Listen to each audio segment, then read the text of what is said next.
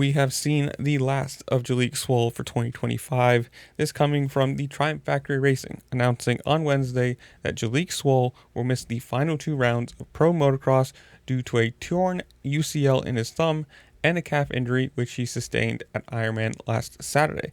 Obviously, this year is an absolute wash for him.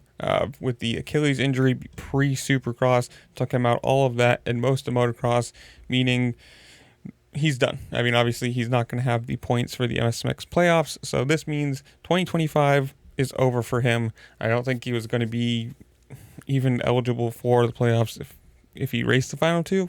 I don't know. Correct me if I'm wrong. Since returning, though, he actually has done pretty well. You got to consider with everybody else being race fit, and yeah, they probably have their own little nagging injuries. He's had 3 top 10 finishes, including a return to the podium with a 2nd overall at Redbud. So you gotta say, coming back to outdoors, he's actually looked pretty good. The sad thing is, the UCL, which he sustained at Southwick and has been riding since. Then at Washougal, he had an early crash in first moto and was black flagged by officials, and that's because he appeared to have hit his head. He was not allowed to race Moto 2, kind of on a good safety thing there.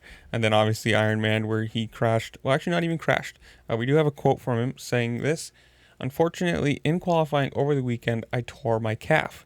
No crash or dab in the corner, just landed a jump and boom. We assume it was just weak from when I did my Achilles, and in that case, there's nothing I could have done. Between my thumb injury and not being able to practice during my time racing, and now tearing my calf, it's been tough, and I can proudly say my body has enough before I did. With that being said, me and the team have decided to sit out the rest of the year to get healed up and ready to contend in 2026.